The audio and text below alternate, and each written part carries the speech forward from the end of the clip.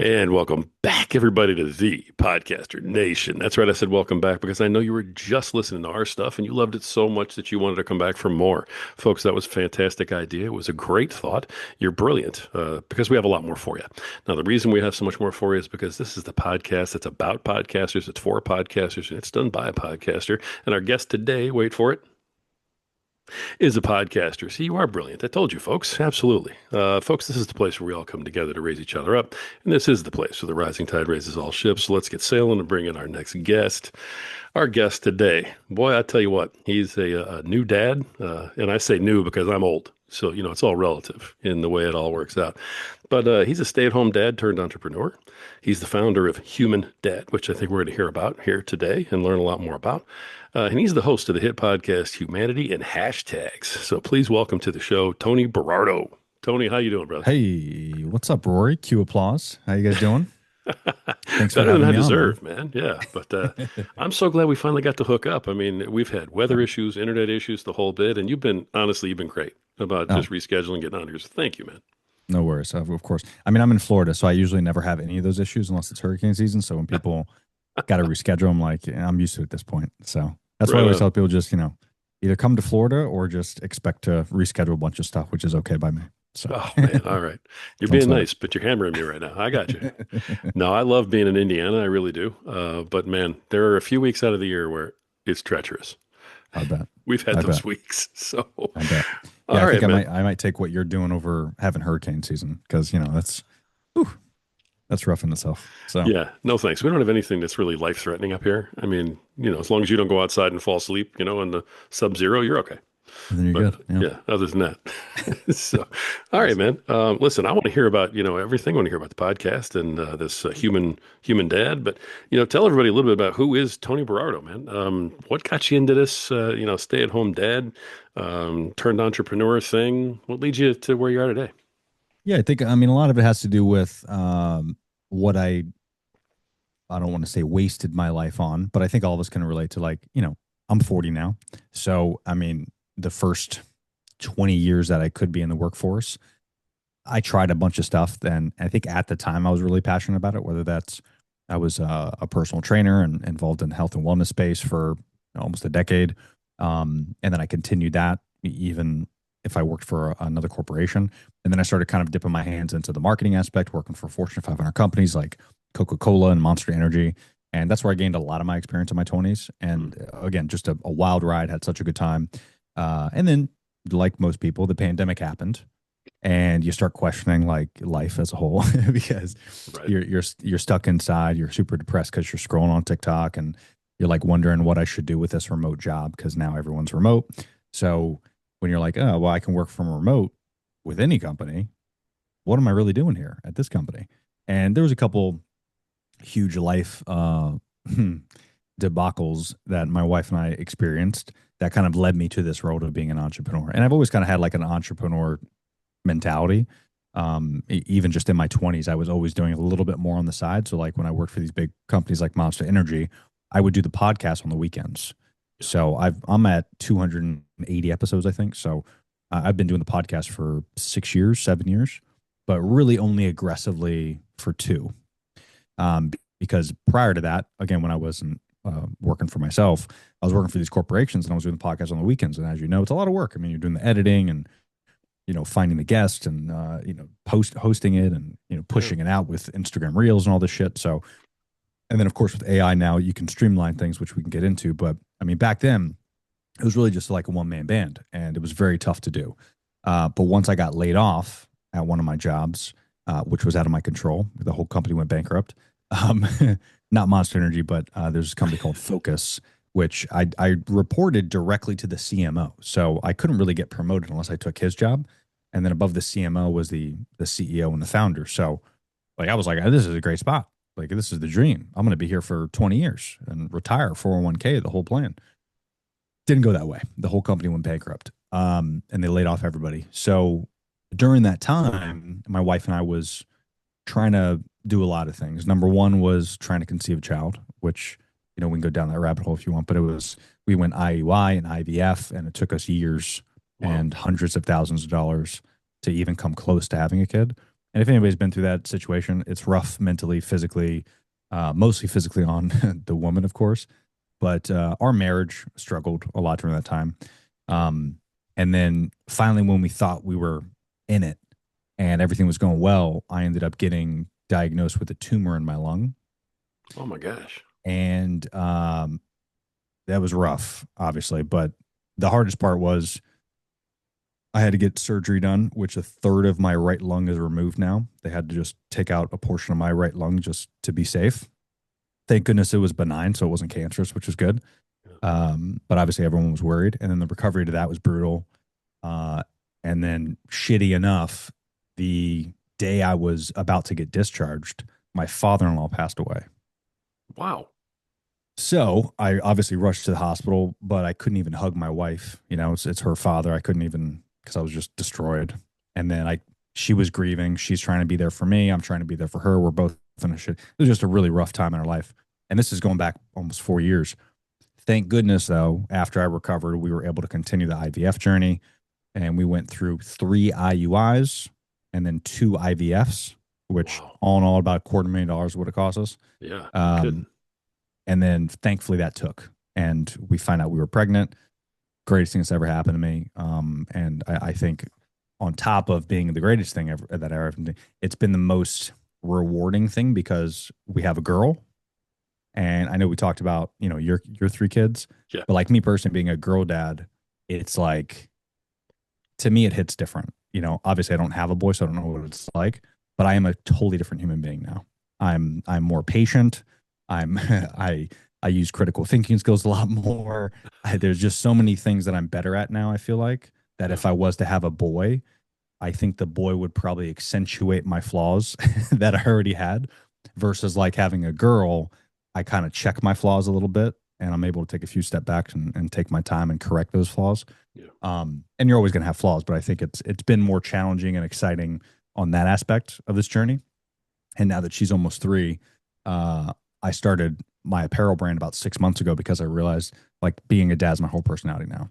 After everything I went through and the what I thought was a near death experience. I mean, obviously it wasn't, but when they tell you got a tumor in your lung, you think first thing you think about is what? Cancer. No, Like this for is it. sure. I'm done. So that mental struggle that I had and then recovering was pretty tough because I don't take pain meds. So that sucked. Because of course they give you the best shit possible, right? Like oxy and morphine. And I'm like, I'm good, but that was regrettable because it was it was quite brutal. Wow. Um, but going through that again, going through that whole process, it taught me a lot mentally, but it made me realize that I do not want to be away from my family. So what does that mean? Well, that means I got to figure out a way to make money at home. Right. And whether that's applying at jobs and getting a job or doing something on my own. But like I said before, I was doing the podcast and I was making content when I was working at these other jobs on the weekends. So I was like, well, now that I'm stuck at home, I got a third of my lung removed. I got nothing to do except sit on the couch. Well, why don't I just figure out a business plan of how I can move forward on, enhancing my content business, making that the best possible, spending 100% of my time on that. And Right. then parallel to that, I need to figure out a way where I can kind of make a business around dads. And through throwing a bunch of things up against the wall and seeing what stuck, an apparel brand came to mind. And that's Human Dad is what we came up with. And the reason it's Human Dad, just briefly, product placement there, is because as you know, being a dad, you're going to make 10 mistakes today. And your men, I think, are I don't want to say we're not prepared for parent life. I think some of us aren't prepared, but I think women just have it. Like most women, you just see them instinctually, emotionally, they're ready for it. Mhm. When something goes down, they can regulate themselves and they're able to tell you kind of their feelings and they can kind of pivot, not just in the marriage, but as a caregiver, as a parent. Yeah. Dads, I feel like we struggle. I feel like we try to do everything we can to support, to be there financially. And then when we do struggle, we don't like to talk about it. because you're not Right. supposed to, right? You're a guy. Exactly. And that again is the birth of Human Dad, which is I wanted to build a community first where like-minded dads can get together and just be able to relate through our newsletter and our blog post that, hey man, you're human. Like you're gonna make mistakes. Don't sweat the small stuff. The whole idea and the whole culture behind the brand is about imperfection. And we call ourselves the perfectly imperfect fathers because it's not about being perfect. It's just about showing up. Like if you just Right. be there and just be a dad, like you're already winning. And that kind of morphed into what it is today, which is, Human Dad, where we have a line of hats and shirts and all that. So, yeah, that's kind of the whole journey, man. And in the shortest time frame that I could button it up, but it's been a wild, couple decades. But I'm super happy and excited about the future for sure. I love it. I love great story, and I love the idea. Sort of the mission behind the Human Dad. Sort of Thanks. your mission statement there. I mean, that makes a lot of sense. Thank you. You're right, 100%. Dads are like, hey, we have to get it right every time. There's no room for error. There's nobody to ask for help. If you ask for help, you're weak. The whole That's right. bit. So yeah, we are kind of caught in that conundrum. Of Yeah, you're damned if you do and you're damned if you don't. But for you're sure. new father, right? Yeah. So before we get into the rest of this, I'm dying to know: are there one or two things that you've kind of like learned, and you're like, hey, here's a couple Mm. of the top things that I want to like warn my guys about in my group. Don't give away the secret sauce. I mean, people can Of join your course. group if they want to know more, but maybe one or two things in the first 3 years of being a brand new girl dad. Yeah. No, thanks. Yeah. I mean, I think probably the biggest thing is self-regulating. Mm, You probably don't even know what that is if you're not a parent. But if you are a parent, you realize that you're not good at self-regulating. Like that's the one thing that I learned, I think, as a parent is you don't know how to self-regulate. And if you can really get good at that, that's the secret sauce. Because as they get older, especially when they're in those twos, the reason they call them terrible twos is not because the kids are terrible. A lot of people think that's what it is. It's just because they don't know how to regulate their emotions. So when they're angry or frustrated or they can't put on their shoe properly, they don't know how to just kind of and put on their shoe. To them, it's the worst thing in the world. So they right. freeze up and sometimes they'll yell, sometimes they'll scream, sometimes they'll hit you. They're going to do a lot of stuff. And it's important for you as the parent to be able to take those breaths that they can't take and to show them how they self regulate. And through time, which might take a couple months, maybe longer, but maybe till they're 18, but it might take a couple months for them to really understand that, oh, when dad and mom get frustrated, they just, and they calmly carry on with that situation. That's the biggest tidbit that I learned is if you can get at that, it makes everything better because every day there's going to be 10 things that they will test you on. And and if you can really get good at calming down and being patient and not rushing through things. Again, this is a dad's kryptonite is especially my kryptonite is quit rushing. Like you can't have that New York style fast paced attitude with a kid because they do everything slow, they do everything wrong. And when you can understand that the reason they do everything slow, the reason they do everything wrong is they've only been on this planet for 24 months. Right. Like you have to have some empathy. They don't know, they're not, they haven't been here for 40 years like you have. Right. You've seen trial and error and ups and downs and good and bad. And they're just going to know this thing, man. So you got to dig what they're putting down and you got to get excited about these little tantrums that they're going through because that's how they're going to learn. So I think self-regulating is one thing that I learned, but the big thing is just patience and taking a step back and being calm. Nice. And Yeah. again, great advice for dads out there, especially. We don't really know how to self-regulate on a regular basis, let alone with our kids. So, Yeah. yeah, I mean, that's great. even humans as a whole, right? We just don't know how to set. We're just horrible at it. Like even if I'd say you're that's just fair. a 25-year-old kid that you work at Starbucks or whatever, like you have a horrible attitude probably. You have to learn how to self-regulate. When a customer comes Right. through and you mess up their coffee, you don't even get mad at them, just kind of all good. maybe they're having a rough day. Maybe their wife cheated on them. Like, you don't know what the hell's going on. Right. We all just have to kind of be calm and learn how to self-regulate. So these are all things that I wish I knew before I was a dad, because it would have it would allow me to not waste so much time. I feel like I wasted like so much time the first year of her being a kid, where Wow. like I'm looking through TikTok videos and I'm reading articles and books and all this stuff. And this is again kind of the inception of Human Dad, where I'm like, we don't like dads aren't doing the research. We usually listen to mom, like, but that's horrible advice, because the way moms handle things are different than dads, and you might not be able to relate with that. So again, that's kind of why we started this community of like giving these little tips and this critical way of thinking. And I just think overall it's going to make us not just better dads, but just better people. So, Nice.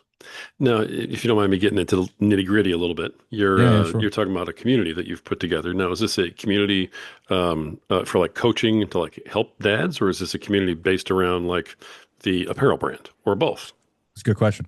Yeah, I mean, so on our site humandad.com, we have a newsletter called the Dad Club, and it's right now it's just blog posts, articles. We do like weekly tips. Like one we just posted this week was uh, 5 things that make you'd appreciate this.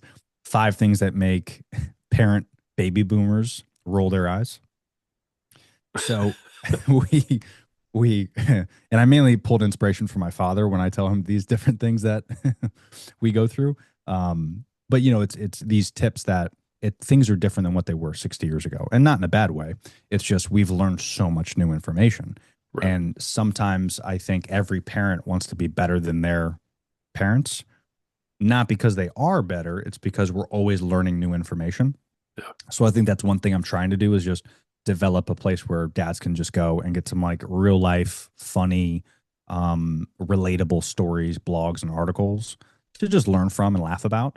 And then ultimately, hopefully, maybe down the road, we'll talk about potentially doing some type of course, or maybe it'll lead into like some kids' books. So, I mean, I have some other stuff that I want to do, but right now I want to focus on just building the community, and then, just connecting with like minded dads, kind of like yourself, and just being able to shoot the shit, because I still have a lot to learn as well, which is what's cool about the article, where we put out things every week and I connect with all these other dads. So I'm learning from other dads, and we put out this new information from what I learned. So it's kind of like you're seeing us dads at Human Dad in the company. We're all learning the shit together, and we're just constantly putting out, hopefully, we think entertaining and new information constantly.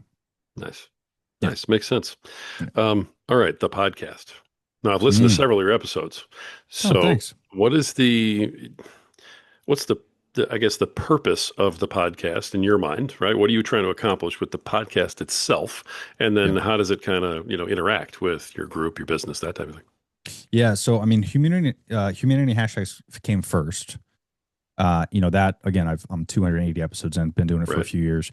And the reason like human is kind of like the X factor in my personal brand, if you noticed, is just because for years I've always had, I think, and from what I'm told, this stoic way of thinking, an objective way of thinking of, we're all just human, and we're all, again, we should be more objective. We should listen to each other and talk to each other. And I think if you can boil things down and boil down conversations to a human level, and just understand that we were all babies, we were all kids, you know so I think it humanizes us in these conversations. So that's kind of why I started the podcast, is I wanted to create real authentic conversations, unedited. Like, we don't cut out the ums and the ands in my episodes. It's just very similar to yours. We just get into it. There's no fluff or bullshit ads. Like, it's just talking to like-minded folks, not just parents, but people in the creator space. I've talked to, like, just the other day, I don't know if you saw Dr. Will Tuttle. He was a Zen Buddhist monk. Um, so he was a monk for, I don't know, 40 years of his life. I think he's up in his 60s now. So that was a fascinating conversation. And that was almost 2 hours long. So like, I've never had a monk on my show before. That was pretty cool. So just again, I talk to people from all walks of life, just trying to learn as much as I can.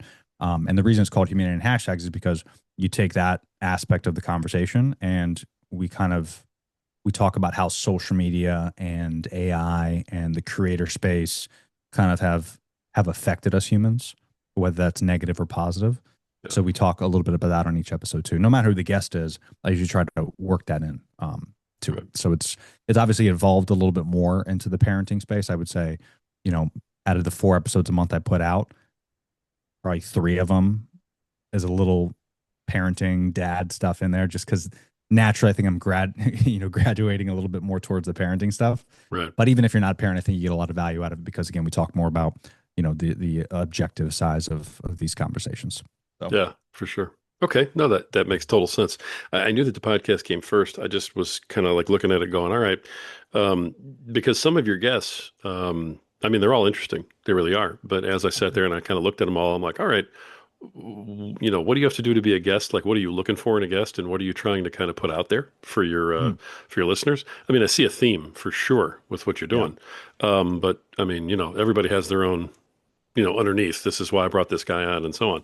I love the yeah, fact that you're curious, and it seems like some of it is you wanting to learn these things. yeah. No, thanks for observing that. That's really the goal. Is I usually never have people on that I know things about. Hmm, So like we don't have to get in the weeds on this, but just hypothetically as an example, sure. one of my favorite uh, guest that I had on was a buddy of mine who we agree with a lot of stuff, but he's Christian and I'm more agnostic and I heard that atheist. one. Yeah, I heard that one.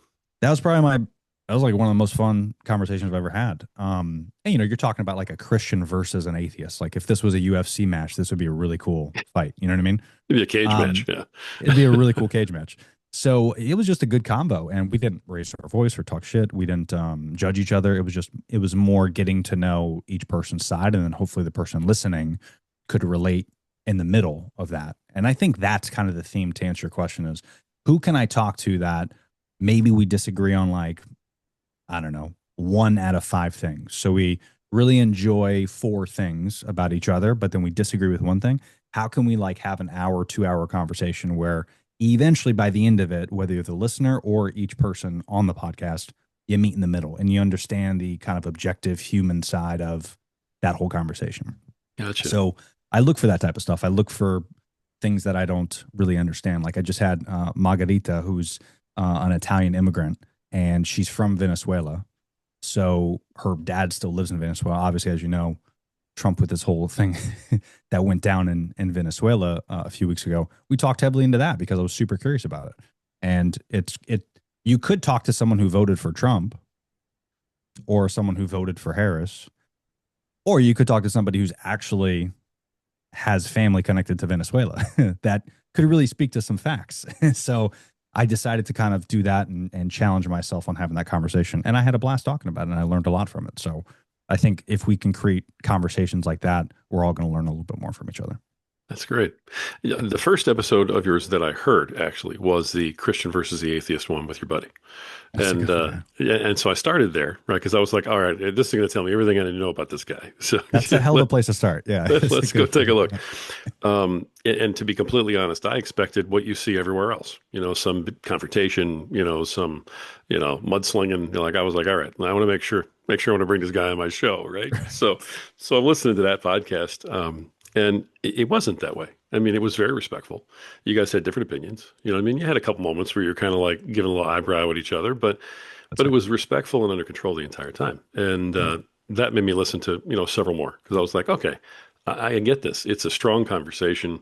It's trying to educate yourself, and anybody else who might be listening and might be thinking about it. But you're not out there like, hitting the stump like a, pontiff with talking head, right. on either Yeah. MSNBC or Fox News. You know what I mean? That's right. You're That's right. you're just having a conversation like, hey, this is me. That's you. Do we meet in the middle or no? Yeah. Yeah, that's Thanks, pretty man. cool. I appreciate you observing that. Yeah, that was the goal. And honestly, that's kind of think the fun thing you probably relate about podcasting is if you're a good host, you don't really want it to go anywhere. Like there's usually never a podcast aside from like I want this to be a good episode, but in terms of like substance and the conversation, I feel like every episode that you listen to, no matter whose podcast it is, if you could just come out of it being like, yeah, that was a good episode, but I think I learned this. Right. As opposed to a lot of podcasts are like, yeah, it was good. Hey, it was a celebrity talking to a celebrity. What else is new? But if you can come out of a podcast episode really learning something and like scratching your head, that's usually the goal when I bring on a guest is I want my head to be scratched afterwards. I want to learn a little something. Because just like anything else, I mean, if you're a kid and you're 3 years old and you climb at the playground and you don't fall, you don't learn anything. But if you can climb at the playground and you fall into the mulch and you bruise your arm, you learned I got to figure out ways not to climb up there and fall in the mulch. Right. Like, so you're learning something, everything you do. And I think the more we can challenge ourselves like that, whether it's through conversations or physical activity, I'm just a strong believer in that. It's great. It's great. Yeah, Let me ask you a little something then too about the business aspect of this, if I can kind of change gears. See, sure. one of the things that you talk about a lot is, stay-at-home dad turned entrepreneur. So, Yeah. the monetization aspect is a lot of, where you are. It's kind of in your wheelhouse. You've monetized with the apparel brand, of course. Mhm. Have you gotten into other kinds of monetization with the podcast or, with the other things you're doing, your blog and stuff? And if so, how's that working? I'm curious. Yeah, so I would probably say like the chicken before the egg thing. The content side of things, my podcast and all that, that actually came first, making money. Mhm. Like I said, I was working doing this stuff on the side when I was working for a corporation. So not only did I have the podcast, but I also did what's called UGC content. So that's user generated content. You're able to work with, a lot of people probably notice like brand deals, Mhm. but it's a different style of creating brands. So a lot of times brands would send you products, you review them, you videotape yourself doing them, and then you send back the product and the video to these brands, and they typically pay you for it. And that's what a bulk of my business was at the beginning. And then once I got really good at creating content for brands, a lot of brands started reaching out to me, and they didn't know where to start. So then I decided to, okay, well, I can make videos for you, I guess, but how about I just teach you how to be good at social media? So then there was a consulting aspect of my business, which I still run today. And then there's also another side of the business where I manage social media. So it's kind of like threefold. It's creating videos for brands, it's consulting for brands to help them with social media. And the last thing is managing their actual social media. And that goes with everything from like content ideation to what should I post, photos, carousel post, video post, just all that stuff, scripting. Like I do all that. So that's kind of threefold. And the podcast is like a little sprinkle. That's a little caveat. That's like a hobby that if eventually if I could pick all these different pillars that I'm doing, aside from the apparel brand, because that's a different beast, but from a content standpoint, if I could pick one thing to do for the rest of my life, it'd be podcasting. So Nice. the goal is to take this agency that I have partnered up with a bunch of other creators that are really talented. And the goal is we have this agency and we want to open up a warehouse one day and just have a really dope podcasting studio that we can also coach people not just to start their own podcast and edit their stuff, but also have brands come in and we can actually consult brands and help brands create video content and manage their social media. So kind of like having this brick and mortar content agency is the end all be all. Within 5 years, that'll happen for sure. Wow. And most likely, like just to save money, in the back will be my all my apparel storage and inventory, so it's not in my garage anymore. So it's kind of like it'll be a two for one. But that is the goal. So that's how it all started, and that's still 70% of my business. It's my content agency, Wow. and all that is directly, filtered through my social media and all that. And I usually leverage my following to get brand deals and things like that. The one thing I Awesome. will say, if anybody has ever thought about that, even podcasting, you probably relate with this, is only do only work with brands that you actually use. When I first started off a couple of years ago, I was like taking everything, whether it's $100 or $500 or 1,000. Yeah, just I want money, right? Right. Well, then you start to realize that that road will lead to madness. If you can figure out a way to work with brands that you actually enjoy and turn down a lot of brands that you'll never use, it's more authentic for your followers, and you sleep better at night. So that's one thing I've been trying to pivot a lot more towards is working with brands that I really appreciate and use. Wow. I always ask folks, how they go about promoting their podcast. And since you Mhm. have, an expertise in social media, I'm a little curious as to, is there, again, don't give away the secret sauce because if people want to hire you, they should hire you, and look them up, right? And he'll do That's it for right. you. Yeah. But wonder if you can give. I mean, podcasters listen to these episodes all the time. I mean, they're Yeah. a huge portion of our audience are other podcasters, and so they're always looking for a tip. Is there anything in particular about, especially social media marketing for your podcast, that you might want to throw out there just to help everybody out?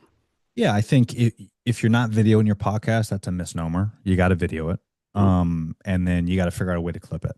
So the easiest way, in my opinion, especially now in 2026, here we are, especially with the birth of TikTok and everything, is be authentic. That's the biggest thing. But then also when you're clipping these reels or TikToks into vertical content, you want to make sure they're shareable. So that's the key. If you can just, again, whether that's two pillars, entertainment or value. That's it. If you can Hmm. entertain your audience or give them value, they're going to share it with their friends. So what does that mean? That means if it's a really funny clip or it's something silly or something that you're laughing at, like, you're going to share it with your buddy in the group chat. Right. If there's value where you're like, oh shit, this guy said something really cool about XYZ, I'm going to share that with my business partners. So you have to, in those clips, it doesn't matter if you like the clip or if you said something really cool. That's not going to, there's no shareability to that. It has to either entertain or give value. And if you can just clip that up as much as you possibly can. So if you have an hour long episode, whatever, let's say this is an hour long, you need to post 20 clips, 10 seconds, 15 seconds, 20 seconds. Doesn't really matter. Just more the merrier because it's all about, unfortunately, it's all about quantity. Yeah. There's a quality aspect to it, but I think in 2026, that's different than what it was 6 years ago. You know, in 2026, it doesn't necessarily have to be the highest quality. You want it to be entertaining, of course. You don't want it to be like, pixelated and shitty quality. But in terms of like crazy fonts and wild edits and like ins and outs and all that doesn't matter because I think people now, especially with the birth of AI, want to get more authentic. They want more rooted, real, authentic conversations and authentic clips.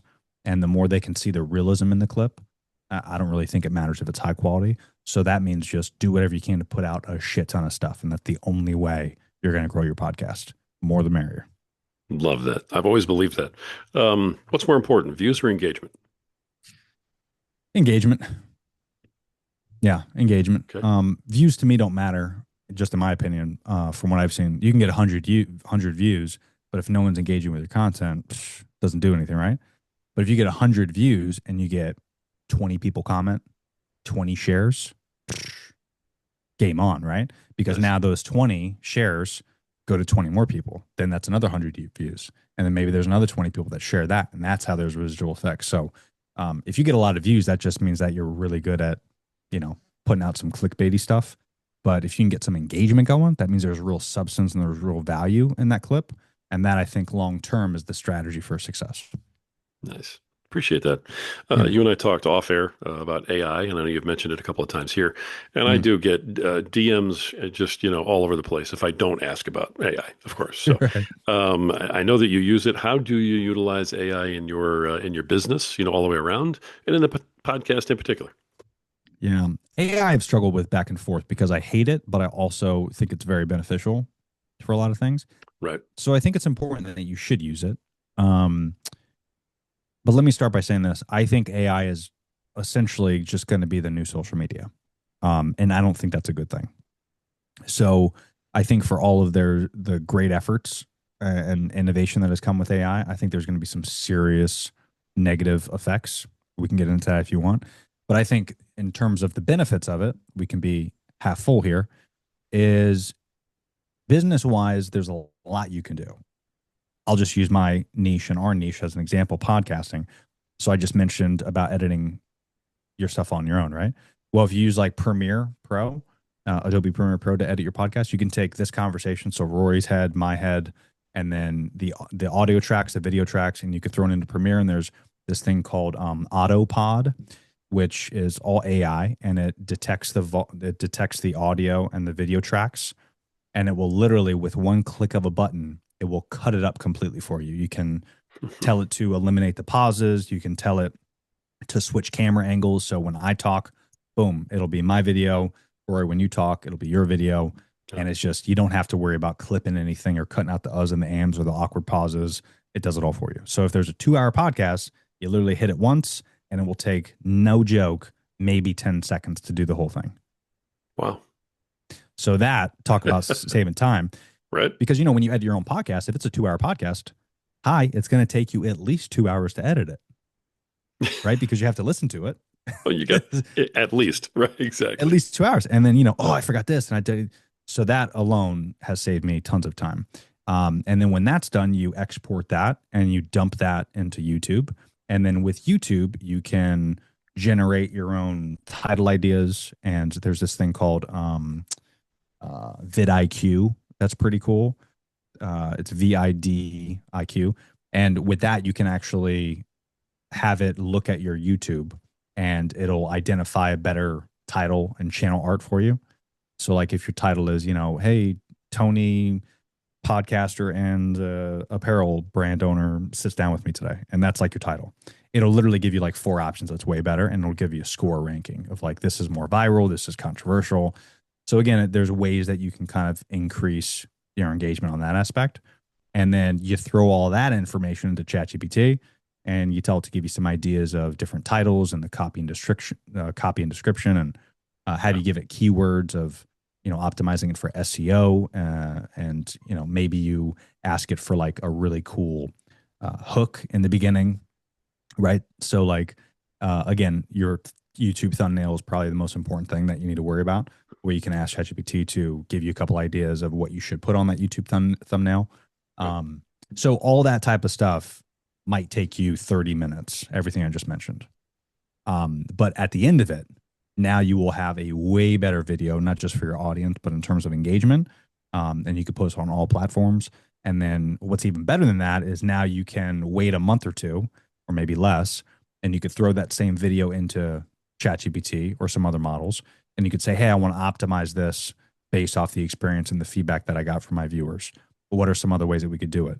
So now you're constantly like having this model critique your work as the weeks go on. So maybe you have like 100 views on one podcast video, but then it kind of went stagnant, went stale. Well, you can go back into YouTube and you could figure out where people stopped watching your video. Now you go back to ChatGPT and you ask it, hey, what should I do to change this up to get more engagement? So now you go back to an old video that you posted and you can use AI to distinguish what you need to change up on that. So I think there's just a lot of cool ways to really get aggressive with this stuff. The problem, again, I go back to this is how you gonna have time to do all that? It's a lot of work. That's a lot of work I just mentioned. That's a question right there. Yeah. And by the way, that's all you're doing all this work and you're not getting paid for it. It's not like Exactly. this is a salary job that you're working. So Right. again, what does this mean? Well, this means that you can do this stuff and you'll probably grow your podcast or your channel or your business, whatever it is. But I think we're also just putting all of our attention on this stuff. And that to me is the problem, is because now instead of spending time with your kid, you're just focused on making your shit better with AI. Right. So instead of going outside and playing in the park, you're on ChatGPT on your phone having a conversation with a robot. It's like, I don't know. Yeah. Does this mean that your business won't grow? Probably not. I mean, I think if you got good shit and you got, a good quality content and you're putting things out that are really good, eventually people will find it. It just might be the long road. Right. Where AI is just making us realize that we're so obsessed with, I want to have this now, that we're using all these tools and we're spending all this extra money, where we're like, I want to make sure I get a lot of views. So I need to make sure I use ChatGPT for everything. And okay, but now you're just obsessed with being number one for what? Right. Mhm. But anyway, that's my devil's advocate on that. I appreciate it. We could probably go down this rabbit hole a long way. Oh yeah. People who listen to me, babble on a regular basis, they've heard me talk about AI. They know what some of my fears are. Mhm. So, can you give me maybe, one negative that concerns you about AI? Oof, just one? I don't know, dude. There's a lot. Um, Maybe in our space. Maybe yeah, leave it to that. Our space, is there one that, just kind of sort of services more than the others, because yes, there's plenty to choose from. yeah. I think my biggest fear of AI is the fact, and it's already happening, but the fact that unless you follow someone so intently and aggressively, you will not know if it's them or not. Yeah. So, like here's my example is it even happened to me where I worked with a brand called Rise Mushroom Coffee. I still work with them. They're a great client of mine. And I did a video for them. And somehow this other brand who's not a coffee brand, it's like a electrolyte drink mix. They literally took my video that I posted, everything about it, Okay. and they changed the B-roll. So like the shots of the product, they changed that, put in their product, and then used AI to clone my voice and made me say their product instead of the other product. Now we got lawyers on this, so these guys are going to get sued, and I'm probably going to get some money from it. But I'm nobody yet. This has already happened to tons of celebrities, not just on that minuscule level, but like on a deep fake level, like Yeah. porn, like Right. there's tons of celebrity porn out there that doesn't, the celebrities don't even exist. So that terrifies me where unless you follow someone where you're like, people know me and they're like, Tony would never work with that client. No way. Right. So I think it's allowing us creators and podcasters to figure out a way to answer your question to monetize on a personal level, Yeah. whether that's through like a personal website and just ignoring the social media thing. I think in the not so distant future, maybe even within a year or two, everybody on the planet is going to come to the realization that everything on the internet is bullshit. And the only way to know if something's true is if you go to that celebrity's website or that creator's website. And if they post something on that specific website, on their personal website, it's true. Everything else is bullshit. Yeah. I think that's what it's going to be. And that's unfortunate because this is how we get all of our information, right? But Right. I mean, that to me is the most terrifying part is it is not far off. It's already happening, but I think it's a lot more closer than we think. Yeah. I appreciate you sharing that. I really do. Thanks Yeah. for kind of putting that out there. I think everybody gets tired of hearing my opinion on it after, all these hundreds of episodes. So it's like, okay, I'm going to ask this pro over here. We'll just see what he has to say. I appreciate All it. right. Let me change gears a little bit because I don't want everybody to get depressed, listen to this. So let's, I'll try to let's turn it lift up it. a little bit. Let's lift this up a little bit. I always ask a kind of a corny question to all my guests. And Love it. here it comes. When it comes to doing your podcast, what is it about doing your podcast that you love the most? And what is it about doing your podcast that you just absolutely throw it out the window, can't stand, hate the most? Mm. Well, I love talking to people. If you can't tell, I enjoy I just enjoy the aspect of hopping on here. If it was in person, it'd be great. But even just doing this virtually, I've never met you. I've never seen you. We've gone back and forth in an email. But this to me is cool because I could talk to you for a couple hours. And I think that is the cool thing about podcasting is, Right. hopefully this will bloom into something bigger. We do more episodes, whatever. But I've met some great friends on my podcast. So I think just building that relationship and that's something since the pandemic we've really lacked is just that, that human interaction. So that Yeah. to me is my favorite part about it. My least favorite part is about doing it virtually. I cannot wait to just have my own studio where I can just bring people in from all over the country and just have these face-to-face interactions. Because as we talk about I just think it's going to be a lot more easier to take these conversations we're having and dub them and make them bullshit. Yeah. But if we do like a live in studio recording, you can't AI that. It's Yeah, live. that's better. It's way Yeah. better. Yeah. So that to me is the shitty part is like if getting away from this virtual stuff and having like a studio, and I think that's every podcaster's dream. So I think we all could just be open minded and be ready to rock with that. Eventually, we'll all get there. We gotta make sure that is the beacon of hope. Okay. Love that. Great vision, man. Really and truly. Thanks. Thanks, man. I'm with you. If I could afford to fly people in and out of Indiana, I would do it in person every single time because Yeah. you can't get past that human interaction like that. Yeah. There's nothing better. I mean, That's the best. sitting here in the box, we can only do what we can do. That's right. And it's That's great, right. but And we're doing a great job. Don't get me wrong, but still, yeah, still, it's tough. but still. All right, I like it. All right, man. I appreciate all that.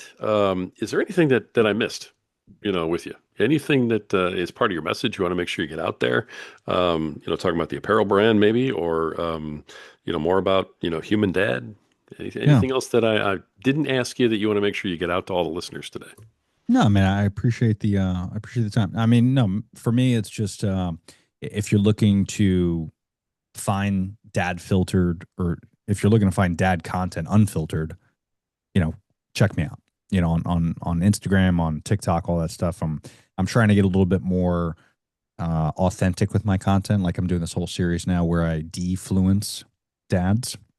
So instead of influence, defluence dads, where I do like shots and videos making content, but it's my house when it's not cleaned up, right? The dishes aren't done, the toys aren't put away. Like, I think a lot of the stuff that we see on social media is all, hey, get ready with me. And then everybody's house looks amazing as a parent. It's like, bitch, you clean that shit before you film this video. And for me, I'm like, how can I make content that shows actually what Instagram is really like? So if you're digging that, check out the podcast, check out the apparel brand, because that's kind of like what we're all about. Nice. Actual human stuff. Actual humanity. Actually, you, not Okay. AI. Yeah. That's perfect, man. All right. As we kind of start wrapping this up, I do have one more question for you, but Sure. before we get there, give everybody your contact info. How can they reach you? Sure. Handles, the whole bit. Yeah, I mean it's at the Berardo everywhere, so that's my last name, the Berardo, and you could find on Instagram I post about my apparel brand and I post about my podcast and the series I just mentioned for dads. But if you want to check out the apparel brand, that's easy, humandad.com, and that's also where our newsletter is. And you can check out our new drops. We're dropping some new things about every quarter. We drop new stuff, and it's free shipping across the country. Uh, whether you buy one hat or 10 hats, it's always free shipping. So, Nice. Excellent. Perfect. All right. Last question. And I try to end with this all the time. And I'm really interested to see where you go with this because, we've covered a lot of ground today. So I appreciate that. You've been very open and that's appreciated. I always ask folks, um, we have podcasters who are listening. mm, So what is your best piece of advice for podcasters who are out there who aren't quite where you are yet?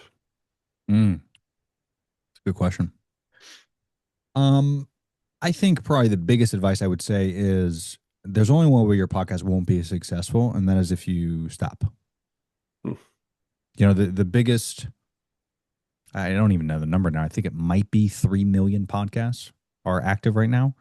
But if you look, there's a million, I think, close to a million podcasts that they don't go past 5 episodes. Right. So really, there's only like 2 million podcasts, and it still seems like a lot. And in fact, it is.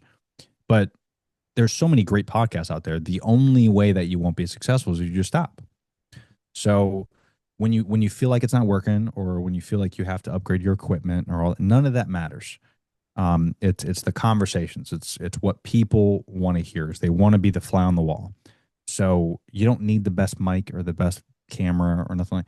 If you just have, you don't even need the best guest. If you really believe you have value or entertainment to bring, those are the two things. If you have value or entertainment to bring, people are going to listen. You can't stop. You can't expect it to be an overnight success. You know, like him or not, Joe Rogan, he's been the number one podcast for 6 years in a row, and he's been doing this thing for 15 years. Think about that. He didn't Yeah. really start making money until like, I don't even know. He said it a bunch of times, like year 8 or Yeah. year 6. So that's Joe Rogan. And he already had kind of like a following, right? Because he was a stand up comedian, he was on Fear Factor. So it's going to take you some time. You cannot quit. You just got to keep pushing. You got to keep doing it. Nice. You know, Great advice, man. I love that. Yeah, I thanks. was going to guess year 8 when you said that about Rogan. I was like, was it I eight think that's years right. in? 'Cause I thought I heard the Yeah, same thing. thanks. Tony, I appreciate you, man. I really do. The founder of Human Dad, the host of the hit podcast Humanity and Hashtags, Tony Berardo. Tony, brother, thank you for being here today, man, and for just sharing everything you did and just being authentically you, man. I loved every minute of it. I bet everybody else did too. Thanks, Roy. Pleasure was mine, man. Thank you so much. Thank you. Folks, it's been another awesome episode of the Podcaster Nation. The reason why we get such fantastic podcasters on here with these great messages is because this is the podcast. It's about podcasters, it's for podcasters, and it's done by podcasters. Like we have mentioned before, and I think we showed again today, this is the place where the rising tide truly raises all ships. So keep sailing.